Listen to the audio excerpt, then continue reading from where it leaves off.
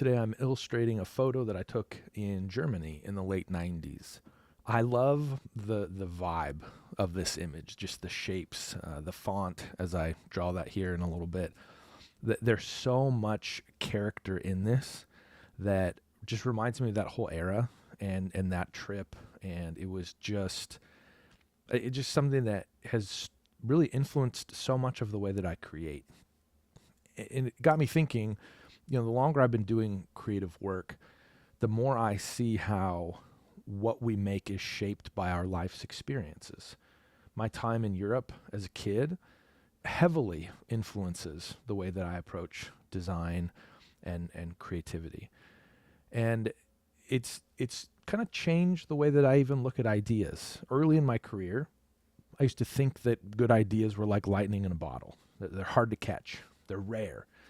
And they're almost impossible to find when you actually need them. You have to have some momentous event that triggers a great idea. But that's not actually how creativity works. I find that it's much more like tending a well. Ideas are constantly surfacing because that's how we're wired. It's natural for them to emerge. The problem is that they don't always show up on our timeline. So I've learned that capturing my ideas when they show up helps me so I don't have to scramble to find something that works ahead of a deadline. When I'm up against the timeline and there are no ideas, it's the most stressful place to try to create from. And so instead, it's nothing fancy. I just keep a note full of ideas and I capture them as they surface because I'm not quite ready to use them yet. But now I have this kind of ledger of ideas that have emerged. Doing this has really made the quality of my creative work so much more consistent.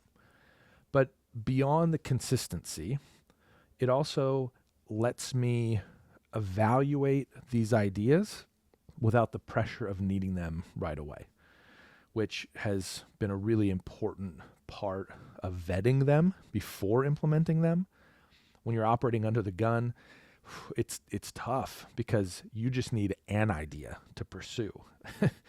And I think probably even more than just the ability to evaluate them, I find that it lets my imagination work naturally. I'm no longer pressed for ideas because I have a catalog of ideas.